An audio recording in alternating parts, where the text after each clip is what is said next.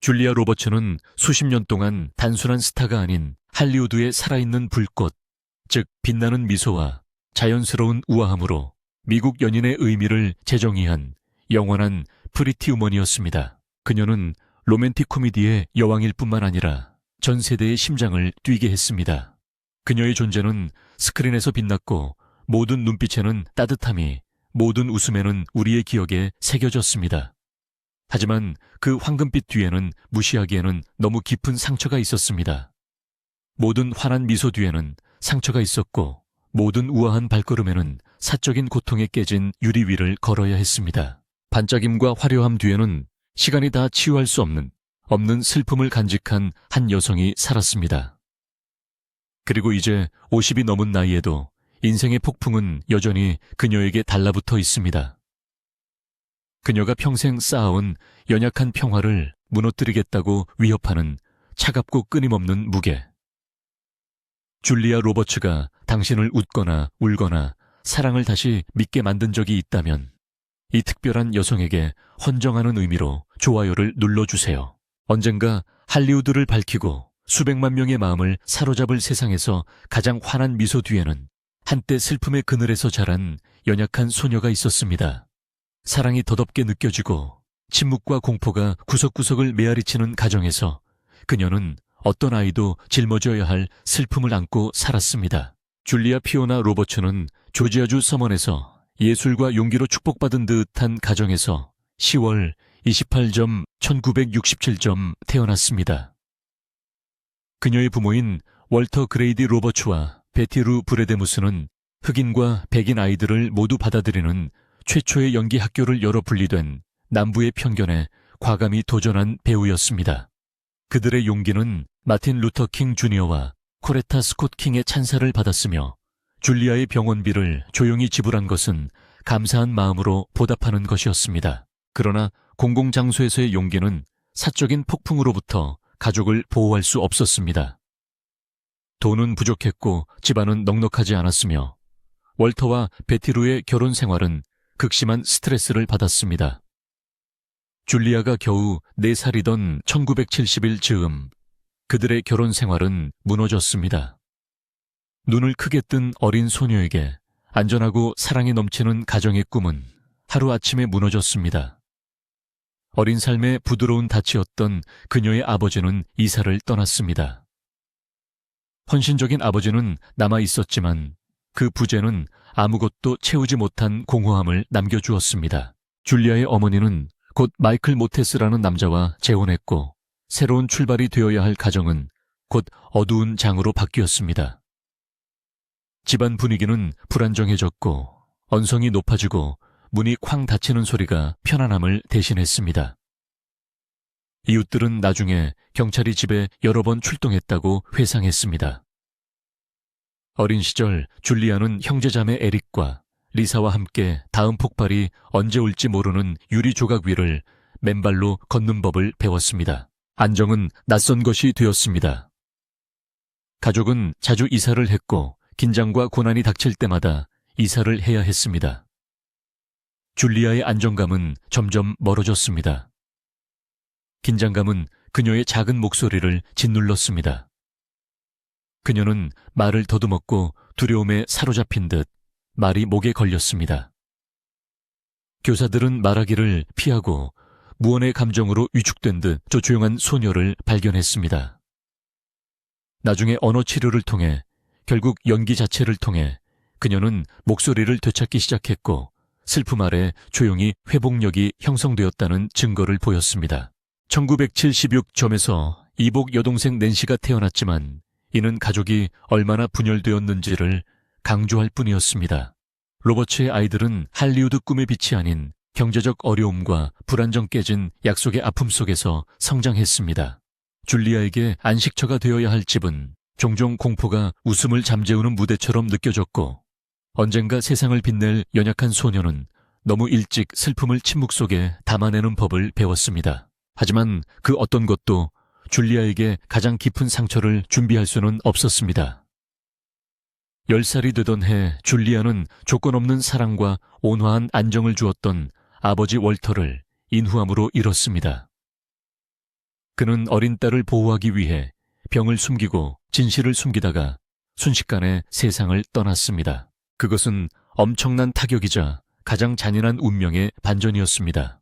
줄리아에게는 연약한 세상에서 유일한 피난처가 영원히 사라진 것처럼 느껴졌습니다. 그녀는 침묵에 빠졌고 슬픔에 목소리가 삼켜졌습니다. 소박한 집은 더 차갑고 공허해졌습니다. 마루판의 모든 삐걱거리는 소리가 부재로 울려 퍼지는 듯하였고 너무 일찍 사랑을 잃은 것을 상기시키는 구석구석이 있었습니다. 하지만 월터는 죽어서도 그녀에게 마지막 선물을 남겼는데 그것은 다가올 폭풍우를 헤쳐나갈 수 있는 사랑과 선견지명의 유산이었습니다. 그는 죽기 전 딸이 밤에 혼자 있지 않도록 잠자리 이야기를 카세트 테이프에 녹음해 두었습니다. 줄리아는 어둠 속에서 몸을 웅크린 채 녹음기를 마치 아버지의 손처럼 잡고 재생을 누르곤 했습니다. 그녀는 그 연약한 테이프 릴이 고요함을 이겨내는 생명줄이자 사랑이 무덤 너머까지 이어질 수 있다는 증거인 것처럼 그 목소리를 붙잡고 매달렸죠. 몇 년 후 그녀는 테이프가 완전히 닳아 없어질 때까지 들었다고 고백했습니다. 테이프가 닳아 없어지면 어떻게든 그를 조금 더 살릴 수 있을 것처럼 반복해서 재생했습니다. 그 테이프는 그녀의 안식처이자 고통 그의 존재가 주는 위로, 그리고 그의 목소리만이 그녀에게 남은 전부라는 견딜 수 없는 진실이 되어버렸습니다. 학교는 그녀에게 피난처가 되지 못했습니다. 언젠가 세상을 매료시킬 그 넓고 환한 미소는 반 친구들에게 잔인하게 조롱당했고 그들은 그녀를 이빨이 없다고 비웃었습니다. 훗날 수많은 사람들이 아름다움으로 찬양하는 것은 그 연약했던 시절에 그녀의 가장 깊은 상처였습니다. 하지만 상실과 조롱 두려움의 잔해 속에서도 줄리아는 죽기를 거부하는 불꽃을 발견했습니다. 처음에는 상상의 안전한 구석에서, 나중에는 작은 무대에서 연기는 그녀의 떨리는 목소리가 강해지고 외로운 아이가 슬픔을 표현하는 장소가 되었습니다. 영원히 침묵할 수도 있었던 비극이 오히려 그녀에게 회복력을 만들어 주었습니다. 아버지를 잃은 슬픔, 불안정한 가정의 상처, 어린 시절 조롱의 따끔거림은 그녀에게 깊은 감정을 새겨주었고 언젠가 그녀를 미국의 사랑스러운 소녀가 아니라 실제 상처의 무게, 불빛이 사라진 후 오랫동안 진실을 속삭이는 상처를 연기하는 배우로 만들었습니다. 부서진 어린 시절의 침묵 속에서 연약하지만 불굴의 꿈이 불타기 시작해 조지아의 부서진 방에서 뉴욕의 무자비한 거리로 줄리아 로버츠를 데려다 주었고 1985점의 작은 가방과 몇백 달러 완고한 희망으로 가득한 마음만 가지고 도착한 곳은 불과 17점. 그곳에서 그녀는 단 한 가지의 물건을 들고 있었습니다. 그녀는 버스에서 내려 뼈를 깎는 겨울로 들어섰고 얇은 외투를 뚫고 들어오는 바람과 도시는 약자를 시험하기 위해 만들어진 것처럼 보였습니다. 그녀의 아파트는 비좁고 바람이 잘 통하지 않았으며 히터는 작동하는 횟수보다 기침이 더 자주 나와 끝없이 느껴지는 밤을 떨었습니다. 그녀는 적게 먹는 법을 배웠고 값싼 식사를 며칠로 늘렸으며 공허한 통증이 항상 동반자가 되었습니다. 그녀는 낯선 사람들과 붐비는 방을 함께 쓰고 차가운 공기에 맞서 담요를 움켜쥐고 지하철 요금이 부담스러울 때는 눈 먼 거리를 신발이 닳도록 걸어다니며 매 걸음마다 혹독한 추위와 싸웠습니다. 그녀의 숨결이 구름처럼 피어오르며 바깥 세상도 안 세상만큼이나 험하다는 것을 상기시켜 주었습니다. 그녀가 두드리는 모든 문이 닫히는 것처럼 보였습니다. 캐스팅 에이전트는 그녀를 해고하기 전에 고개를 겨우 쳐다보았습니다. 모델링 통화는 침묵 속에 끝났습니다. 기회는 발밑에서 눈 녹듯 사라졌습니다. 9번 이상 거절당했지만 그럴 때마다 줄리아의 결심은 더욱 굳어졌습니다. 그 추운 밤의 고요함 속에서 굶주림과 외로움이 밀려오는 가운데 줄리아는 스스로에게 속삭였습니다. 다시 해보라고요. 그녀의 첫 휴식은 오를 수 없을 것 같았던 산에서 작고 소박한 발판을 마련한 것이었습니다. 클리어라실 광고에 출연하게 된 그녀는 화면 속 찰나의 미소였지만 그 미소는 그녀에게 노조 카드와 함께 그녀가 동경하던 세상에 작지만 자신의 자리가 있다는 증거가 되었습니다. 1987점에서 그녀는 범죄 이야기에서 첫 TV 역할을 맡게 되었습니다. 단 한 회의 분량이었지만 그녀는 온몸에 열이 펄펄 끓는 모습으로 등장해 흔들리지 않기로 결심했습니다. 촬영장에서 그녀는 특수 효과로 인해 화상을 입었고 피부에 보이지 않는 상처를 반영하는 흉터를 남겼지만 그녀는 절제가 그녀를 멈추게 하기를 거부했습니다. 절제가 그녀의 갑옷이 된 것입니다. 회복력, 그녀의 유일한 화폐 줄리아는 어린 나이에 생존과 기억이라는 선택의 기로에 서 있었습니다. 찬장은 텅 비었고 배는 텅 비었으며 도시의 추위는 잠들지 않는 적처럼 밀려들었습니다. 그녀의 손에는 아직도 희미하게 안전의 냄새가 나는 보물 하나가 들려 있었습니다. 아버지의 골동품 시계로 한때 그녀의 손에 꼭 쥐었던 온기로 인해 금속이 매끄럽게 마모되었습니다. 이 시계와 헤어지는 것은 상상할 수 없는 일이었지만 배고픔과 절망은 그녀에게 선택의 여지를 남기지 못했습니다. 떨리는 손가락으로 전당포 카운터에 시계를 밀어넣자 마치 시간 자체가 함께 울고 있는 것처럼 눈물이 시계의 얼굴을 흐릿하게 만들었습니다. 그 순간 줄리아는 집세 때문에 끊어진 아버지와의 마지막 연결고리를 다시 잃은 것처럼 느껴졌습니다. 점원은 무심하게 지폐를 세어보았지만 구겨진 지폐 하나하나가 마치 몸을 살기 위해 마음을 판 배신감처럼 느껴졌습니다. 그녀는 현금을 움켜쥐고 걸어 나왔지만 그 속에는 아무리 많은 음식을 먹어도 메울 수 없는 뼛속까지 내려간 상처가 있었습니다. 몇 년 후 마침내 명성과 부를 얻게 된 그녀는 그 시계를 찾아서 다시 샀습니다.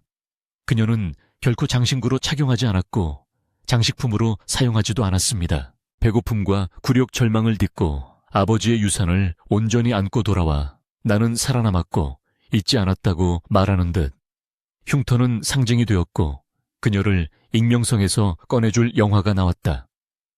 1988은 작았지만 그녀의 치열한 에너지가 비평가들의 시선을 사로잡았고 그녀에게서 부정할 수 없는 무언가를 보았던 것입니다. 로저 에버튼은 그녀를 맹렬한 에너지를 지닌 미녀이자 스타덤의 예언자라고 불렀습니다. 하지만 투쟁은 사라지지 않았습니다. 1989점의 강철 목련에서 그녀는 병마와 싸우는 젊은 신부 셸비 역에 캐스팅되어 연약함과 회복력이 넘치는 역할을 맡게 됩니다. 셸비는 첫 번째 선택이 아니었고 촬영장에서 그녀는 혹독한 비판과 끊임없는 압박에 직면하며 자신감을 시험받았습니다.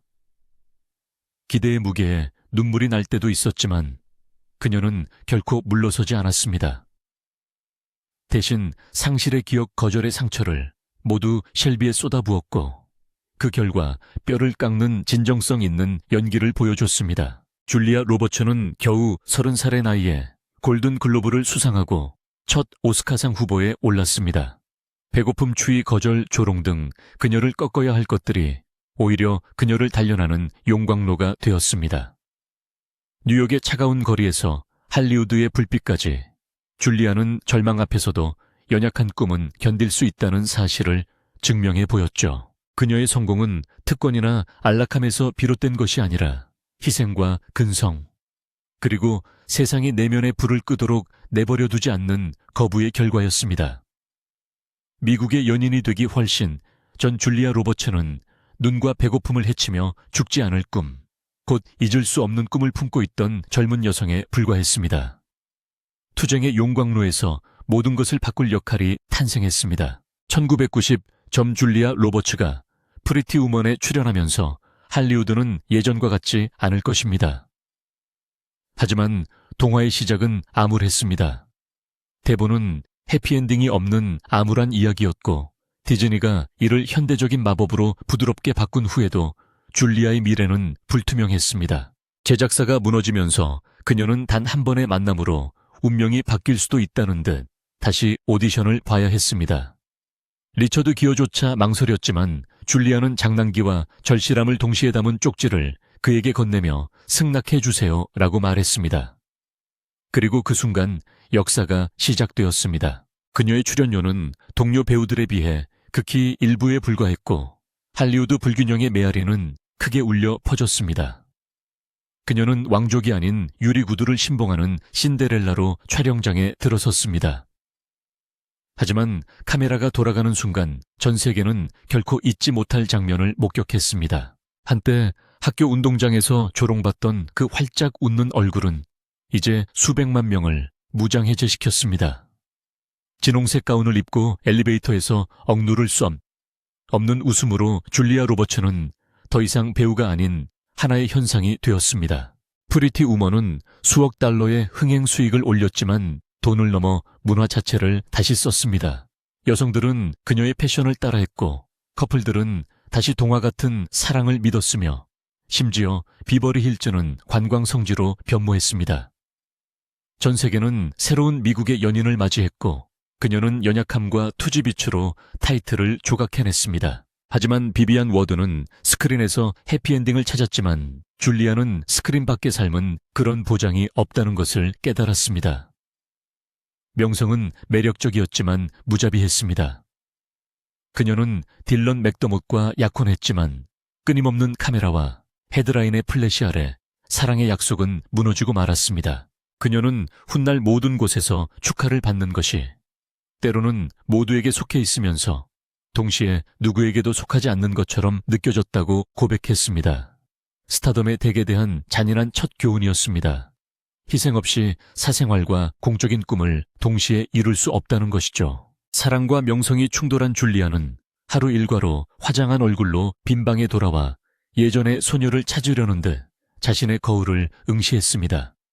동화에 갇히지 않기로 결심한 그녀는 위험을 감수해야 하는 배역을 찾았고 심지어 지칠 때까지도 그런 배역을 찾았습니다. 적과의 동침 1991점은 통제에서 벗어나는 여성의 공포에 빠뜨렸고 그녀는 카메라가 멈춘 후에도 감정적 고통이 남았다고 인정했습니다. 같은 해에 개봉한 다잉 영은 그녀에게 상실감에 휩싸인 사랑 이야기를 맡겼고 평론가들은 의견이 분분했지만 관객들은 작품의 취약한 면을 보았습니다.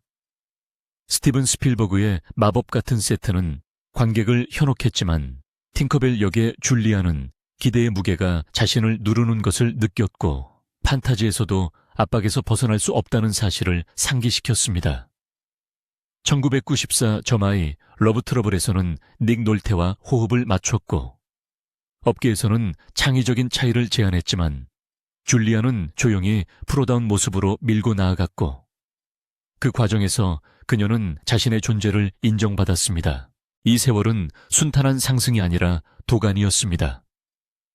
비틀거리기도 하고 촬영 중간중간 예고편에서 울기도 했지만 다시 일어섰습니다. 각 역할은 전투의 상처가 되었고 각 프로젝트는 회복력은 편안함에서 나오는 것이 아니라 불 속에서 나온다는 사실을 상기시켜 주었습니다. 그리고 두 번째 대관식이 있었습니다. 1990년대 후반 줄리아 로버츠는 단순히 프리티 우먼의 소녀가 아니라 로맨틱 코미디의 여왕으로 군림했습니다. 내 절친의 결혼식 1997점은 전통을 깨고 결함이 있고 절망적이며 애처로운 인간적인 캐릭터를 선보였고 관객들은 그녀의 솔직함에 열광했습니다. 노팅힐 1999점은 예술과 삶의 경계를 모호하게 만들었고 줄리아는 평범한 남자에게 반하는 세계적으로 유명한 여배우를 연기하며 혼란 속에서 단순함을 갈망하는 자신의 모습을 보여주었습니다. 런어웨이 브라이드는 그녀와 리처드 기어의 재회를 통해 한때 스크린의 활기를 불어넣었던 케미를 다시 불태웠습니다. 이 영화들은 성공했을 뿐 아니라 전 세대에 걸쳐 사랑의 언어가 되었고 그녀의 웃음과 정신을 집단 기억 속에 깊이 새겨주었습니다. 그리고 천장이 무너지는 순간이 왔습니다. 줄리아 로버츠는 2000점에서 권력에 굴복하기를 거부하는 미혼모 에린 브로코비치를 구현했습니다. 그녀는 날 것 그대로 꾸밈없이 도전의 힘을 지니고 있었습니다. 할리우드 역사상 처음으로 여성이 단일 배역으로 수천만 달러의 출연료를 받은 것입니다. 프리티 우먼에서 남성 동료 배우들보다 적은 출연료로 시작한 일이 형평성의 승리로 바뀌었습니다. 줄리아는 자신뿐만 아니라 업계의 모든 여성을 대표하여 재능과 재능이 존중받아야 한다는 것을 증명했습니다. 이 영화는 1억 달러가 넘는 수익을 올렸고 비평가들은 그녀의 강인함에 찬사를 보냈으며 아카데미는 황금상을 수여했습니다. 감격에 겨운 그녀는 무대에 서서 눈물을 흘리며 나는 조지아주 서먼에서 온 소녀일 뿐인데 여기까지 왔습니다 라고 선언했습니다. 그것은 승리를 넘어 그녀를 따라다니던 모든 의혹에 대한 궁극적인 해답이자 입증이었습니다. 2000일 즈음 그녀의 영화 누적 흥행은 엄청난 수준에 도달했고 그녀는 할리우드 역사상 가장 돈 잘 버는 스타 중 한 명이 되었습니다. 하지만 줄리아 로버츠의 진정한 유산은 결코 숫자가 아니었습니다. 신발에 구멍이 난 채 눈 위를 걷던 소녀 생존을 위해 아버지의 시계를 전당포에 맡겼던 소녀가 세계 최고의 무대에 올라 게임의 룰을 바꾼 것입니다. 줄리아 로버츠는 더 이상 단순한 미국인의 연인이 아니었습니다. 그녀는 어린 시절에 새겨진 상처도 빛으로 변화할 수 있다는 증거이자 회복 탄력성의 등대였습니다. 그녀의 미소는 치유의 상징이 되었고 그녀의 경력은 연약함과 강함이 같은 영혼 안에 존재할 수 있다는 증거가 되었습니다. 그리고 그 균형 속에서 위대함이 탄생합니다. 세상이 그녀를 미국의 연인으로 칭송하는 동안에도 줄리아의 마음은 나름의 폭풍우 속에서 비틀거리고 있었습니다. 깨지기 쉬운 약혼 부서진 꿈 명성의 무자비한 시선 아래 사랑은 꽃보다 빨리 사라질 수 있다는 사실을 잔인하게 상기시켜 주었습니다. 할리우드의 밤하늘에 스타가 막 떠오르기 시작하던 초창기 줄리아 로버츠는 배우 리암 니슨과의 짧지만 뜨거운 인연에 빠져들게 됩니다. 그는 나이가 들었고 안정적이었으며 이미 삶에 노련했고 상처받은 어린 시절의 격동을 잠재우는 듯한 중후함을 지니고 있었습니다. 이제 막 자신의 빛에 서는 법을 배우는 젊은 여성에게 리암의 존재는 미지의 바다에 닻을 내리는 것과 같았습니다. 그들의 로맨스는 오래 가지 못했지만 보기 드문 강렬함으로 불타오르고 있었습니다. 친구들은 훗날 줄리아가 그의 회사에서 부드러워진 모습, 활기찬 미소 뒤에 숨겨진 사색적인 면을 끌어낸 모습을 회상했습니다. 그녀는 그 순간을 찰나라고 표현했지만 사랑은 쉼터이자 폭풍이 될 수 있다는 것을 가르쳐준 지울 수 없는 흔적을 남겼다고 인정했습니다. 그 부드러움과 그 아픔은 그녀의 초기 작품에 녹아들어 있습니다. 그녀가 스틸 매그놀리아에서 셸비를 연기하거나 프리티 우먼에서 비비안 워드에게 생명을 불어넣었을 때 비평가들은 그녀의 눈빛 뒤에 숨겨진 깊이, 그녀가 지금까지 살아온 경험을 훨씬 뛰어넘는 감정적 울림에 감탄했습니다. 리암 니슨은 영원히 그녀와 함께한 것은 아니지만 그녀의 감정 중심을 일깨우고 사랑이 사라지더라도 삶 자체에 대한 깊은 이해를 가슴에 새길 수 있다는 발견이라는 심오한 것을 남겼습니다. 그러나 리암 니슨이 조용한 발견의 장이라면 딜런 맥더못은 눈 깜짝할 사이에 무너진 동화의 주인공이 되어 명성의 빛 아래에서 화려한 헤드라인으로 등장했죠. 그녀의 커리어가 유망주에서 스타로 발돋움하던 바로 그때 줄리아와 딜런은 스틸 매그놀리아가 소개해준 프리티 우먼을 통해 인생을 다시 쓰게 되었습니다. 몇 달 만에 두 사람은 약혼했고 줄리아에게 결혼은 로맨스 이상의 의미를 가졌습니다. 슈퍼스타의 삶으로 끌려가는 동안 안정된 삶을 살고 싶다는 평범함에 대한 가냘픈 희망이었지만 할리우드의 스포트라이트는 무자비했습니다.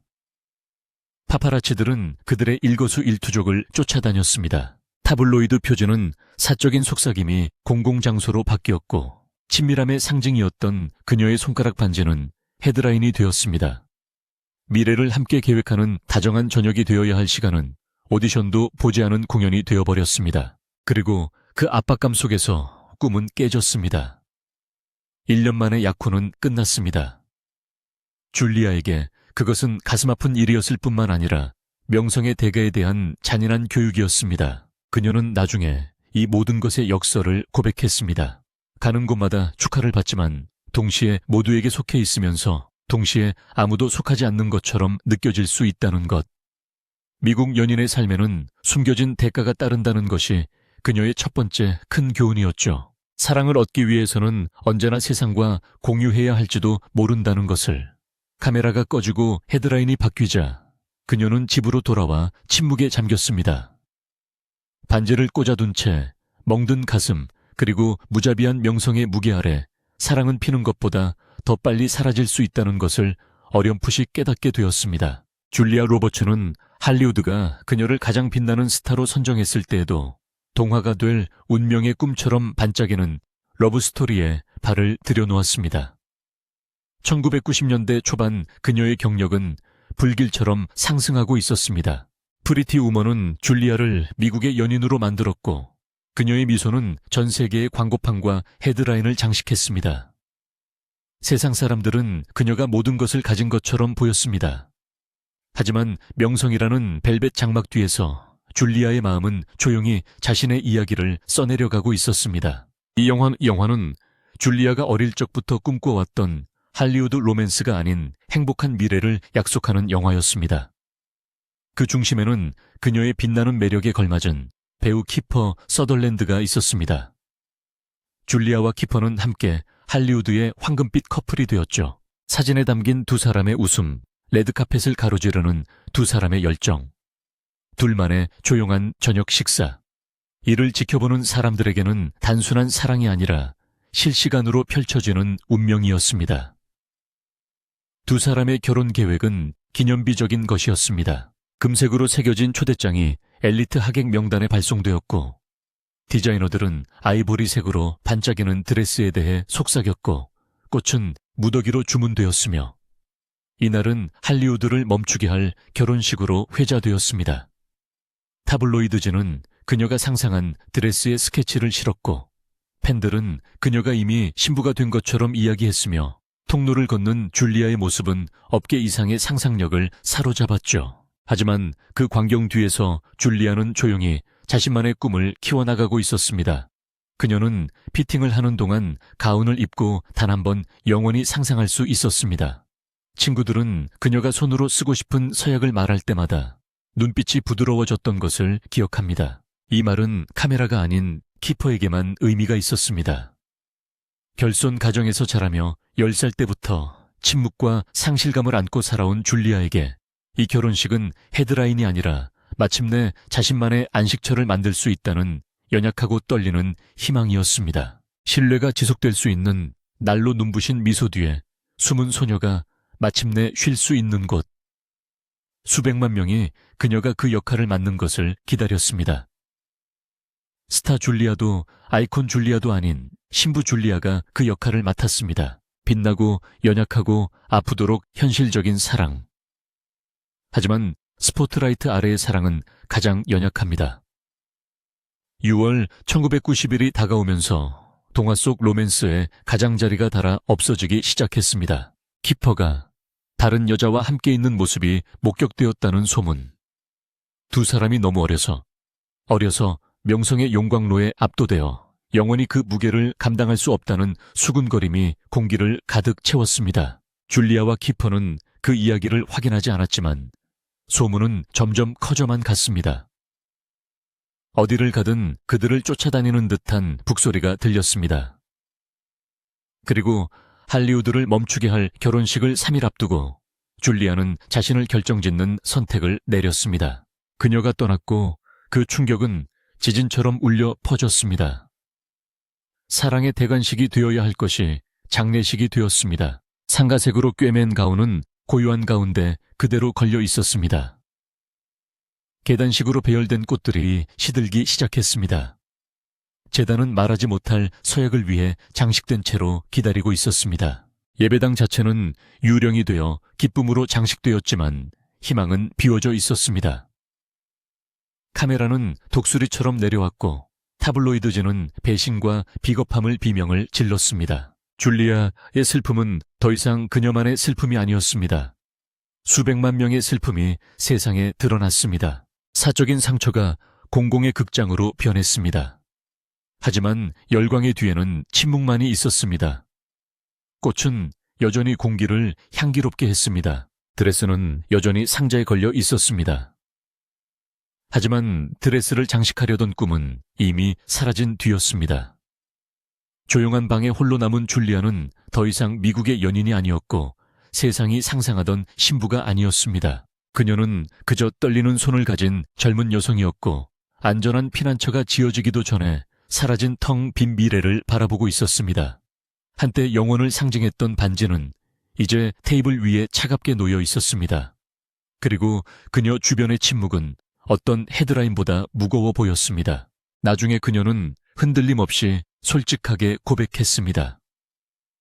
떠나는 것은 제가 해본 일 중 가장 힘든 일이었지만 저는 그것이 옳은 일이라는 것을 알았습니다. 그 말에는 세상이 요구하는 동화와 그녀의 마음이 무시할 수 없는 진실 사이에서 자신을 둘러 찢어버린 사람의 무게가 담겨 있었습니다. 시간이 지나고 키퍼 자신도 같은 진실을 되새기며 그녀의 선택이 용기 있는 일이었다고, 더 이상 옳지 않은 일에서 벗어나는데 필요한 힘을 인정하게 되었습니다. 돕기도 공개적인 불화도 없었고 오직 사랑이 견딜 수 없는 기로에 선 두 영혼의 조용하고 파괴적인 인정만이 있었습니다. 그리고 그 인정에는 가장 잔인한 역설이 있었습니다. 한때 운명처럼 여겨졌던 이야기가 서약과 종소리로 끝나지 않고 침묵과 부재로 끝났다는 사실입니다. 줄리아는 산산이 부서진 마음을 세상에서 가장 밝은 조명 아래 모았습니다. 누군가에게는 취소된 결혼식이 파멸을 의미했을지 모르지만 줄리아에게는 예수를 더욱 깊게 하는 도가니가 되었습니다. 스크린에서 그녀는 그 고통을 보이지 않는 무게처럼 짊어졌습니다. 적과 잠자는 로라를 연기할 때 비평가들은 연기라기보다는 살아있는 듯한 떨리는 연약함을 보았고, 젊은 나이에 죽어가는 그녀의 눈은 어떤 각본으로도 만들어낼 수 없는 아픔으로 반짝였습니다. 1991의 아픔은 그녀에게 진실의 방을 새겨주었고 그 방에서 관객이 진짜라고 인정하는 공연을 쏟아냈습니다. 그래서 입지 않은 드레스빈 재단, 울리지 않는 종은 모두 소문 이상의 의미를 갖게 되었습니다. 세상은 그날의 침묵을 기억하지만 줄리아의 진정한 유산은 거기서 탄생했습니다. 쓰라림이 아니라 은혜입니다. 파멸이 아니라 회복입니다. 그녀는 가장 밝은 조명 아래에서 상처를 입었지만 상처로 정의되기를 거부했습니다. 서약은 말하지 않았습니다. 하지만 그 침묵 속에서 줄리아 로버츠는 그 어떤 동화 속 결말보다 더 희귀한 무언가를 품고 있었습니다. 바로 힘을 품고 있었습니다. 그리고 모든 미소, 모든 승리에는 한때 사랑의 재단에 섰지만 더 외로운 길을 택하고 가장 공개적인 슬픔을 세상이 결코 잊지 못할 유언으로 바꾼 한 여성의 메아리가 남아 있었습니다. 줄리아 로버츠는 세상이 기대했던 서약에서 벗어나 카메라 플래시 너머 영혼을 태우는 침묵 속으로 걸어갔습니다. 할리우드의 가장 화려한 조명 아래 서서 서약 대신 침묵을 택했던 줄리아 로버츠는 하루아침에 치유하기 어려운 상처를 지닌 채 태풍 속에서 모습을 드러냈습니다. 명성은 그녀의 모든 발걸음에 그림자를 드리웠습니다. 하지만 레드카펫과 렌즈를 벗어난 그녀는 여전히 마음이 쉴 수 있는 곳을 갈망하며 안정된 지위를 찾는 여자였습니다. 비탄에 빠진 그녀는 잠시나마 배우 제이슨 패트릭을 만나게 되었고 그는 그녀에게 우정을 선물해 주었습니다. 그들의 인연은 전설이 될 운명이 아니었고 별에 기록되지도 않았습니다. 그것은 위안을 얻으려는 찰나의 시도였고 땅이 여전히 떨릴 때 잡을 수 있는 손이었습니다. 친구들은 나중에 그것을 영원이라기보다는 혼돈의 폐허 속에서 조용한 막간이었다고 표현했습니다. 하지만 그 간결함 속에서 줄리아의 진실이 드러났습니다. 상처투성이가 되어도 다시 마음을 다잡고 가장 연약한 꿈이 무너지는 것을 지켜보면서도 여전히 사랑을 믿으려 했던 것입니다. 그리고 1993점에서는 가장 가까운 사람들조차 놀라게 하는 반전이 나왔습니다. 미국의 연인 줄리아 로버츠가 인디애나의 작은 교회에 조용히 들어가 컨트리 가수 라일 로백과 서약을 주고받았습니다. 예상치 못한 충동적인 순간이었고 거의 영화처럼 순식간에 이루어졌습니다. 그녀는 단순한 흰색 옷을 입고 그는 카우보이 부츠를 신었는데 순간적으로 파파라치나 팬이 쓴 대본과는 전혀 다른 대본을 선택한 것 같았어요. 헤드라인은 놀라움을 감추지 못했고 타블로이드지는 충격적이라고 했지만 줄리아에게 그것은 구경거리가 아니라 소속감에 대한 갈망이었습니다. 그녀는 할리우드 스타의 승리가 아니라 여전히 안식처를 찾고 있는 한 여성의 아픔을 그 교회로 가지고 들어갔습니다. 결혼은 부드러웠지만 짧았습니다. 2년도 채 되지 않아 결혼은 조용히 해체되었습니다. 스캔들도 불화도 없었고 단지 그들의 사랑이 지속될 수 없다는 것을 서로가 인정했을 뿐이었습니다. 줄리아와 라일은 때때로 가장 용감한 행동은 놓아주는 것임을 인정하며 존중하는 마음으로 헤어졌습니다. 짧았지만 진심이었다고 친구는 나중에 말하곤 했습니다. 줄리아에게 이 헤어짐은 상실의 언어에 대한 또 다른 교훈이었을지도 모릅니다. 그녀에게는 의지할 아이도 의지할 난로도 없었고 오직 접혀진 또 다른 꿈의 무게를 짊어진 자신만이 있었습니다. 하지만 그 모든 상황 속에서도 그녀는 사적인 실망이 공적인 구경거리가 되는 것을 거부했습니다. 한순간에 로맨스 풀리지 않는 약속 하나하나가 미소 뒤에 감춰진 여성의 또 다른 층이 되었습니다. 그것은 실패가 아니라 발자취에 불과했고 실수에도 불구하고 그녀의 마음은 여전히 열려 있었고 언제나 거부당했던 고향을 찾고 있었음을 상기시켜 주었습니다. 그렇게 줄리아 로버츠는 1990대 중반까지 반짝였다가 산산이 부서지는 로맨스 약혼을 포기한 일, 시작하자마자 사라진 결혼 생활 등을 겪으며 살았습니다. 세상이 보기에 그것은 헤드라인이었죠. 줄리아에게 결혼식은 긴 마음의 순리의 장. 한 장이었습니다. 그녀가 갈망한 것은 단순한 예식이나 반지가 아니라 카메라가 돌아간 뒤에도 지속될 사랑 성역이었습니다. 그 순례는 끝나지 않았지만 그 목적지는 점점 가까워지고 있었습니다. 곧 할리우드의 소음에서 멀리 떨어진 뉴멕시코의 한적한 목장에서 줄리아 로버츠는 마침내 남아있는 사랑 치유된 사랑을 발견하게 됩니다. 미완성된 각본처럼 펼쳐지는 수년간의 가슴 아픈 시간 끝에 줄리아 로버츠는 피로가 승리를 덮는 지점에 도달했습니다. 그녀는 로스앤젤레스에서 도쿄까지 광고판에 그녀의 얼굴이 등장할 정도로 수백만 명의 사랑을 받는 유명 인사였습니다. 그러나 개인적으로 그녀는 시련의 폭풍우와 꿈의 좌절에서 살아남은 표류자였고 여전히 항구를 갈망하고 있었습니다. 그녀는 미국의 연인이라는 왕관을 썼지만 지금 그녀가 갈망하는 것은 박수나 찬사가 아니라 조용함, 꾸준함, 안식처였습니다. 영화를 촬영하던 2000점에서 그녀는 촬영감독 다니엘 모더와 우연히 마주쳤습니다. 그는 포스터의 주인공도 아니었고 헤드라인을 차지하기 위해 경쟁하는 다른 배우도 아니었으며 카메라 뒤에 서서 차분하고 안정적이며 눈에 띄지 않는 사람이었습니다. 당시 다니엘은 아직 결혼하지 않은 상태였고 타블로이드 신문은 앞다투어 그를 공격했습니다. 스캔들의 속삭임은 무자비한 끈기와 부적절함을 암시하는 헤드라인 외관에 균열을 내고 싶어하는 카메라로 소용돌이를 쳤습니다. 하지만 줄리아와 다니엘은 침묵을 선택했습니다. 그들은 가십에 그들의 이야기가 쓰이는 것을 거부했습니다. 중요한 것은 외부의 열광이 아니라 서로의 존재에서 발견한 고요함이었죠. 그는 아이콘 줄리아가 아니라 연약하고 진짜 줄리아를 보았고 그녀에게만 속한 사랑을 갈망했습니다. 우정으로 시작된 관계는 조용히 고집스럽게 더 깊은 관계로 피어났습니다.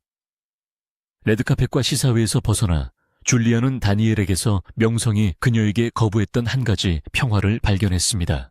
남들이 나를 스타로 존경할 때 그는 나를 한 인간으로 소중히 여겼다고 그녀는 나중에 회고했습니다. 그의 충성심은 전구처럼 눈부신 것이 아니라 심장 박동처럼 꾸준했습니다. 그리고 그 단순함 속에서 그녀는 비범함을 발견했습니다. 하지만 외부의 소란은 사라지지 않았습니다. 두 사람의 인연은 다니엘의 결혼이라는 그늘 아래서 시작되었기 때문에 추측이 끊이지 않았습니다. 헤드라인은 논란을 불러일으켰고 파파라치들은 더욱 거세게 압박했습니다. 그러나 줄리아와 다니엘은 침묵과 인내를 고수했습니다. 다니엘의 이혼이 마무리되자 두 사람의 관계는 그림자가 아닌 명확성 선택 진실의 토대 위에서 빛 속으로 들어왔습니다. 2년 후 7월 3일 2002점 줄리아 로버츠는 인생의 다음 장을 쓰기 위해 웅장한 성당이 아닌 뉴멕시코 목장에 탁 트인 하늘을 선택했습니다. 결혼식은 매우 비공개로 진행되어 친한 친구들조차 나중에야 알게 되었습니다. 파파라치도 화려한 볼거리도 없이 여름바람에 고개를 끄덕이는 야생화 광활한 타오스. 영원히 속삭이는 두 사람만이 있었습니다. 줄리아는 할리우드의 여왕이 아니라 미국의 연인이 아니라 마침내 집을 찾은 한 여성으로서 그 통로를 걸어 내려갔습니다. 세상은 또 다른 헤드라인을 기다리고 있었습니다. 하지만 그녀가 그들에게 준 것은 침묵이었습니다. 그리고 그 침묵 속에서 진실이 천둥을 치고 있었습니다. 이 이야기는 세상을 위해 쓰여진 것이 아니라 그녀를 위해 쓰여졌습니다. 그 뒤에는 스펙터클이 아니라 치유가 이어졌습니다. 다니엘과 함께 2004점의 쌍둥이 헤이즐과 피니어스, 2007점의 헨리까지 새 아이를 맞이한 줄리아에게 화려한 시사회와 기록적인 흥행으로 정의되던 그녀의 가장 자랑스러운 타이틀은 가장 단순한 엄마가 되었습니다. 내 인생은 내 것이라고 그녀는 부드러우면서도 단단한 목소리로 말했습니다. 남편과 아이들과 함께 일궈온 삶이 최고예요. 일어나서 아이들과 함께 있는 것, 그게 전부예요. 그 말 속에는 한때 불가능하다고 생각했던 평범함을 마침내 쟁취한 한 여성의 조용한 승리가 담겨 있었습니다. 타우스 목장에서 그녀의 하루는 더 이상 대본이나 시사회로 측정되는 것이 아니라 아이들과 함께 나누는 아침 식사 햇살, 가득한 방에서 울려 퍼지는 웃음소리, 할리우드의 혼란과는 거리가 먼 삶의 리듬으로 측정되었습니다. 명성은 완전히 사라지지 않았습니다. 그녀는 계속해서 자신의 영혼을 자극하는 프로젝트를 선택했습니다. 그러나 그 눈부심은 새벽녘 부엌의 불빛이나 가족과 함께한 저녁의 평화로움에 가려져 희미해졌습니다. 카메라 뒤에 조용히 서 있던 다니엘 모터는 난기류를 평온으로 바꾸는 안정된 손 줄리아 로버츠의 앵커가 되었습니다. 그래서 줄리아 로버츠의 진정한 역할은 대본도 없고 연습된 적도 없습니다. 프리티 우먼의 비비안 워드도 에린 브루코비치도 아니었지만 영화새 그녀를 각인시킨 역할은 연기가 아닌 삶이었습니다. 아내, 엄마, 파트너, 세상에서 가장 밝은 빛 아래서 상처를 입었던 그녀는 박수가 아닌 사랑의 조용한 끈기에서 치유를 찾았습니다. 세상은 그녀에게 스타의 면류관을 씌워주었습니다. 하지만 타우스의 고요함 속에서 줄리아 로버츠는 더 밝은 것을 발견했습니다. 마침내 온전한 삶의 빛. 그녀가 마침내 지은 안식처 안에서도 삶은 줄리아 로버츠에게 평화와 고통은 종종 함께 걷는다는 사실을 상기시켜 주었습니다. 그녀의 타우스 목장에서는 햇살이 비치는 방 사이로 아이들의 웃음소리가 쏟아졌지만 그 벽 너머에는 기쁨도 지울 수 없는 침묵이 남아 있었습니다. 이복 동생이 세상을 떠난 2014년 전, 줄리아는 말로 표현할 수 없는 공허한 아픔을 남겼습니다. 그것은 헤드라인도 아니고 스캔들도 아닌 그저 조용히 영혼에 새겨지는 슬픔이었습니다. 친구들은 그녀가 사랑하는 사람의 기억과 자신의 연약한 평화를 지키기 위해 슬픔을 가까이 두는 대신 그 사실을 거의 말하지 않았다고 전합니다. 그러나 목장이 고요하고 아이들이 잠든 고요한 밤, 그녀는 그 부재를 빛의 가장자리에 그림자처럼 짊어지고 있었습니다. 그것은 가장 밝은 미소도 떨릴 수 있고 사랑으로 감싼 삶도 상실에서 벗어날 수 없다는 것을 상기시켜 주었습니다. 그리고 세상과 나누지 않았지만 그 고통은 그녀를 더 깊게 만들었고 인간의 마음은 기쁨과 슬픔을 한 호흡으로 품는 법을 배울 때 가장 견고하다는 것을 다시 한번 가르쳐 주었습니다. 줄리아와 그녀의 오빠인 배우 에릭 로버츠 사이에는 거리감도 있었습니다. 1990년대 중반 프리티 우먼을 계기로 줄리아의 스타가 급상승하는 동안 에릭은 자신의 싸움 중독과의 싸움, 법적 문제 언론이 종종 두 사람의 경력을 비교하는 멍든 비교와 씨름하고 있었습니다. 자존심과 오해는 침묵으로 굳어졌고 수년 동안 형제는 서로 떨어져 살면서 각자 자신만을 위한 삶을 구축해 나갔고 서로에게 거의 공간을 남겨주지 않는 듯 했습니다. 조지아주에서 어린 시절에 맺은 인연이 영원히 사라지고 명성과 분노 치유할 수 없는 없는 상처에 묻힌 것처럼 느껴질 때도 있었습니다. 하지만 삶은 조용한 자비로 두 사람에게 다시 연결고리를 제공했습니다. 줄리아가 2004점에서 엄마가 되었을 때 쌍둥이가 태어나면서 소원해졌던 사이가 부드러워졌습니다. 에릭은 나중에 신생아들을 처음 본 순간 사라졌다고 생각했던 무언가가 열렸다고 회상했습니다. 오래된 다툼의 흔적이 없는 순수하고 작은 얼굴 앞에서 침묵의 세월이 녹아내리기 시작했습니다. 과거가 지워진 것은 아니지만 사랑이 돌아올 수 있을 만큼 벽이 무너져 내렸습니다. 한때 치유되지 않은 골절처럼 느껴졌던 상처는 서서히 흉터가 되었고 그 자리에 연약한 화해가 자리 잡으며 시간과 자존심으로 인해 얇아진 유대감도 은혜롭게 회복될 수 있음을 증명했습니다. 그리고 줄리아는 이러한 세월의 흐름 속에서 치유란 고통의 부재를 의미하는 것이 아니라 은혜로 감당하는 것임을 깨달았습니다. 그녀는 남들이 부러워할 만한 폭풍우를 겪었지만 웃음과 슬픔, 기쁨과 상실이 균형 있게 공존하는 삶을 살았습니다. 할리우드가 한때 흥행 수치와 레드카펫으로 그녀를 정의했다면 화해와 기억의 순간은 그녀의 인간성을 정의했습니다.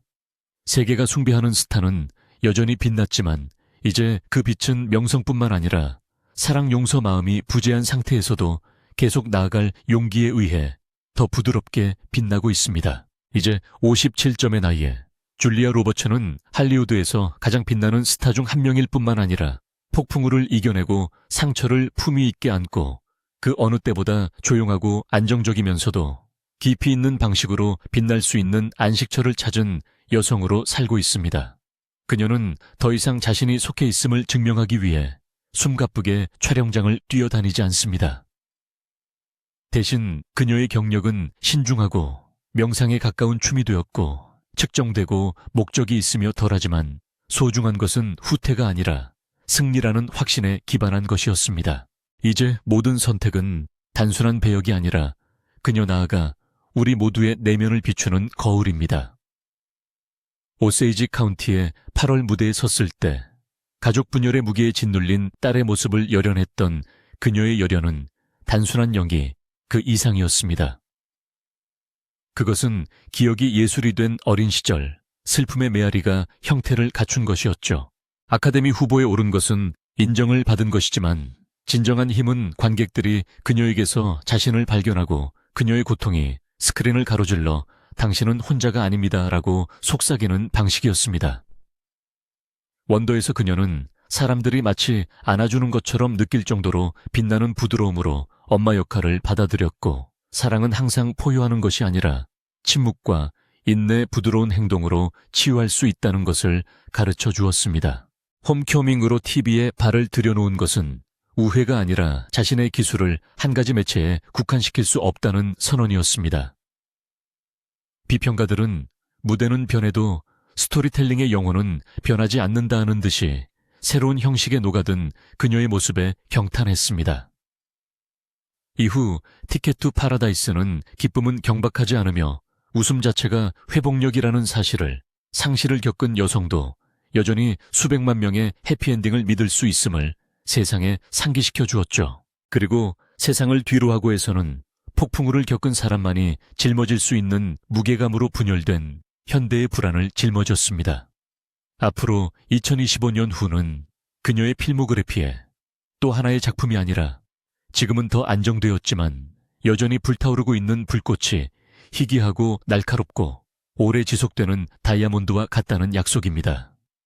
그러나 예술성만으로 이 재창조가 정의되지는 않습니다. 줄리아는 레드옴 영화를 통해 연기를 넘어 스토리를 만들어내며 단순히 포스터 속 얼굴이 아니라 커튼 뒤에의 목소리임을 증명했습니다.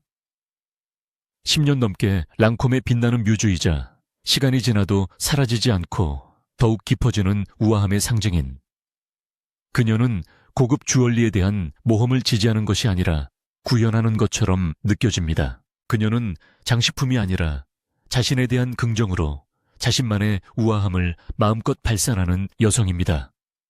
그녀는 이제 영화 패션 기업의 드문 교차점에 서 있으며 관련성을 유지하기 위해 자신을 재창조하는 사람이 아니라 재창조가 변화가 아닌 심화를 의미하도록 한 사람입니다. 영원하면서도 진화하는 그녀는 최고의 스타덤은 빛을 쫓는 것이 아니라 조용히 꾸준히 자신의 일부가 될 때까지 그것을 지니는 것임을 증명하고 있습니다. 대중은 오랫동안 줄리아의 건강에 대해 추측해왔습니다. 2000년 전으로 거슬러 올라가는 소문과 달리 줄리아는 희귀병이 확인된 적이 없습니다. 대신 그녀는 균형과 절제를 통해 자신의 삶을 이야기해 왔습니다. 그녀의 하루는 단순하지만 성스러운 의식의 리듬으로 채워집니다.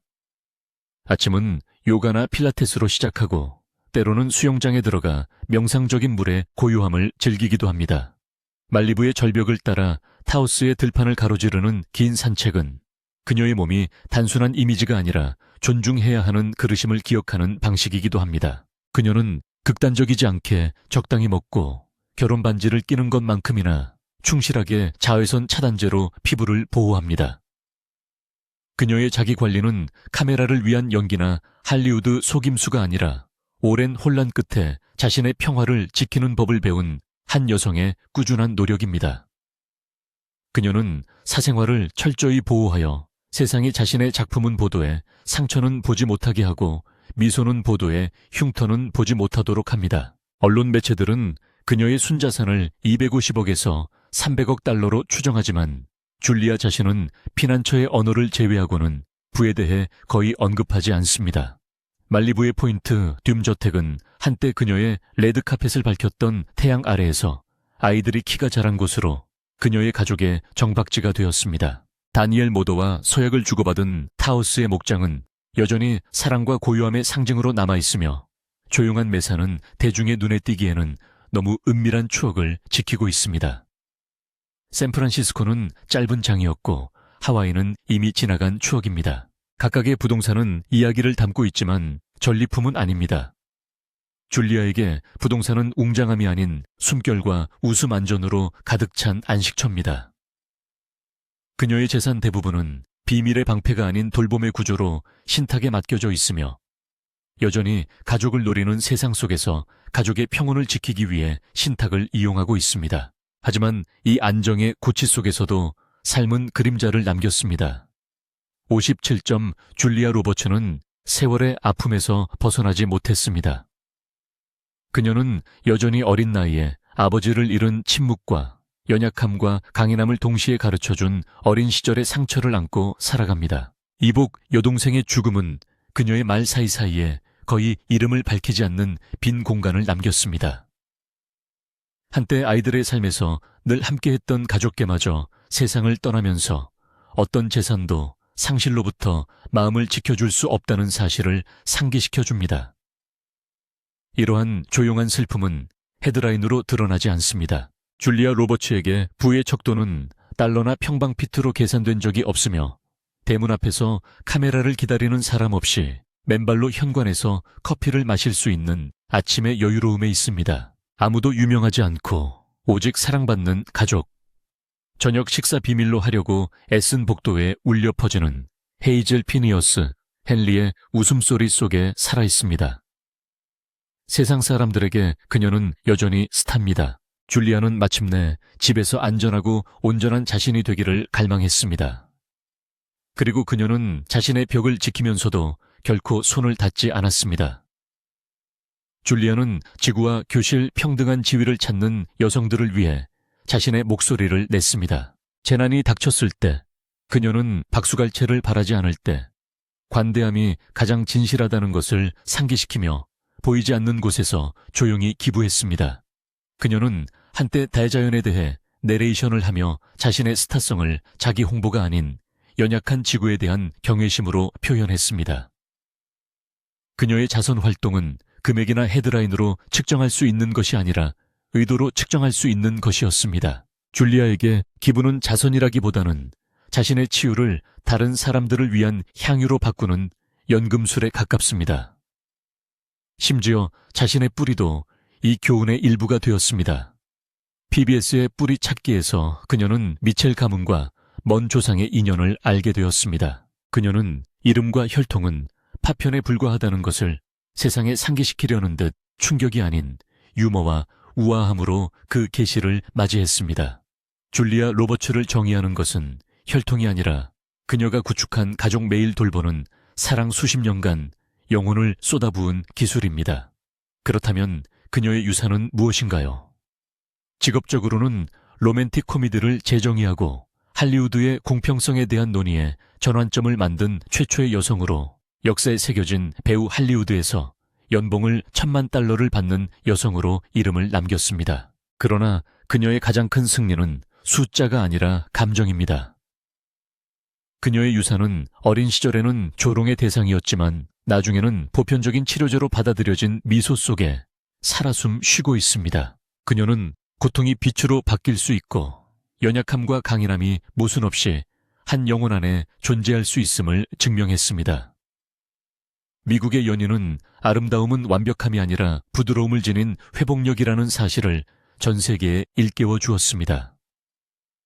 오늘날 그녀의 삶은 초연보다는 존재감에 의해 구성됩니다. 그녀는 주로 말리부에서 20년 넘게 함께한 파트너인 다니엘 모더 세 자녀 헤이즐 피니어스, 헨리와 함께 살고 있습니다.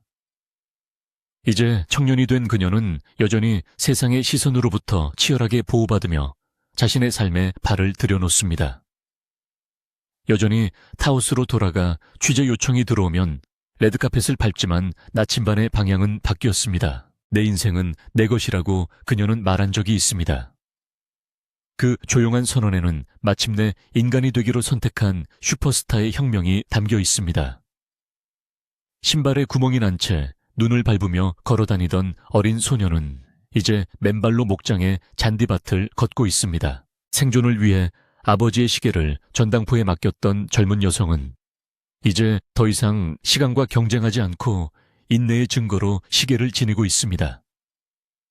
한때 안전한 항구를 찾지 못할지도 모른다고 두려워했던 이 여배우는 어떤 소문도 계절도 폭풍도 뿌리칠 수 없을 만큼 견고한 항구를 구축했습니다. 그녀의 이야기는 우리가 기억하는 영화뿐만 아니라 그녀를 통해 우리가 지닌 회복력에 관한 이야기입니다. 그녀는 깨어진 시작이 빛나는 중간으로 이어질 수 있고 세상의 연인이라도 비틀거리면서도 일어설 수 있으며 치유는 명성의 각주가 아니라 그 자체로 운명이라는 것을 살아있는 증언으로 보여주고 있습니다. 줄리아 로버츠의 유산은 바로 이러한 회복력의 삶, 폭풍 속에서도 꺼지지 않는 불꽃 세대를 넘어 희망의 언어로 통하는 웃음입니다. 줄리아 로버츠는